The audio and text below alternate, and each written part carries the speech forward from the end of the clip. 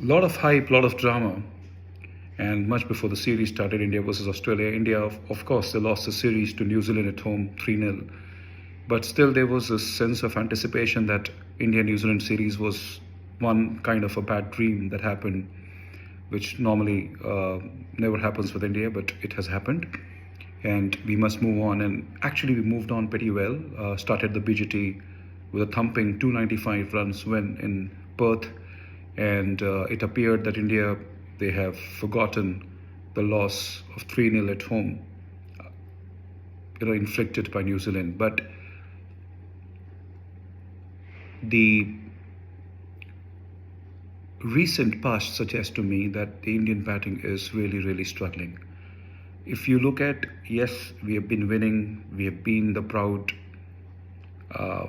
WTC finalist on the last two occasions, though we've lost on both times, one against England, one against New Zealand, and one against Australia. But the fact is that our top orders, our middle order, they have been failing for long. I've seldom seen the whole batting lineup clicking as a unit. Gone are the days when India used to score 500, 600 runs at home. It's primarily the lower middle order or the late middle order or the lower middle order bailing us out. Today, yesterday was a good day. Day before yesterday was an extremely good day when certain elements brought us back in the game. The Bumrah spell in the first innings, reducing them to 228 for 5. But then again, partnership between Cummins and Labuschagne, ensuring that Australia get past to 474, which was a very, very good score. India, when they started, again, disastrous start. Rohit Sharma,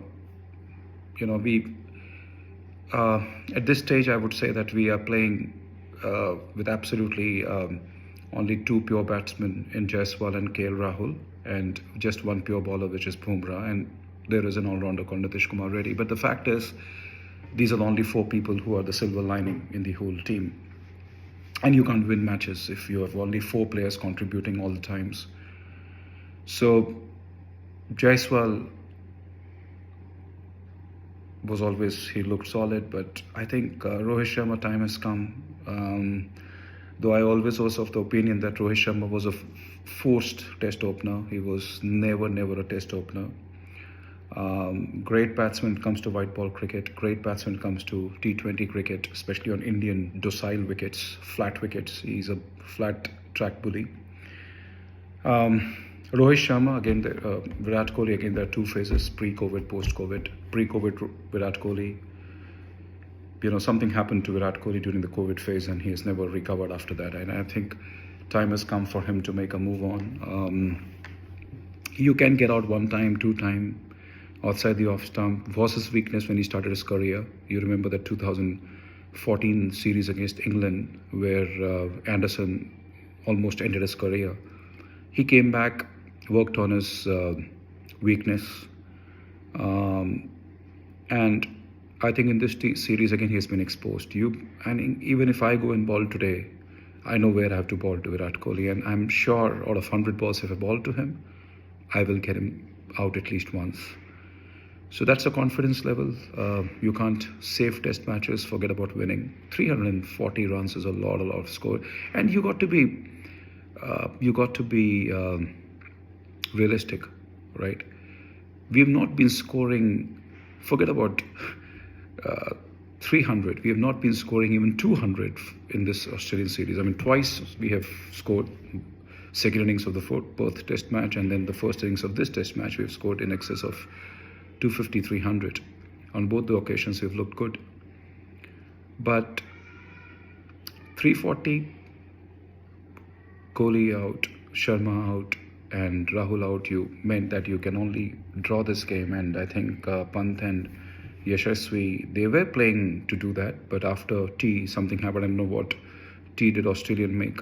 And the Australian umpiring, nothing wrong in it. The Australian bowling has to be complimented.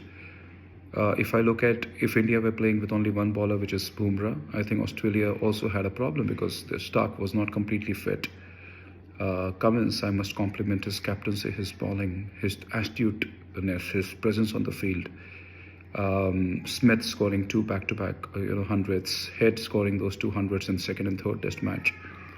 So I think when the series started, we had Australia on the mats. We thought that okay, this Indian side can compete against Australia and they might win. But I think Australia they have sorted out a lot of issues. Their batting now looks good. Labuschagne has come back and got 550s. Smith has come back to form with back-to-back hundreds. Head was never out of form. He was always in form, especially against India. I think even if he's 100 and even if he's 100 years old and you ask him to play against India, he'll still get 100. So it is that he's in that kind of zone. Problem plenty for India. What we can look forward, we can have another hopeful Sydney test, but I think a lot of changes needs to be done. I think if I'm an Indian selector, if I'm an Indian coach, I will drop Virat Kohli, I'll drop Rohit Sharma, I will drop Rishabh Pant, and I'll pick Gill, I'll pick Dhruv Jurel, and I'll drop even Siraj for that matter, and I'll pick maybe Harshit Rana, or I will pick Prashant Krishna. So give the captaincy back to Bumrah and try to draw the series. WTC is out, and let's not even go there. We don't deserve to be in WTC final. And if any team that deserves to be in the final is Australia and South Africa. And you can't be playing a WTC final, losing 3-0 at home to New Zealand and then losing 2 test matches by 10 wickets and 184 runs, and you still feel that you want to be playing in the WTC final. Your choice. It's ICC at the end. It's not. It's I know. Jay Shah rules the roast, but even he's never played cricket, so he will never make India qualify for the whatever rules you can mend. You cannot qualify for now. And even if you qualify, I will not be switching on the television and wasting my time. Karthik signing off. Thank you.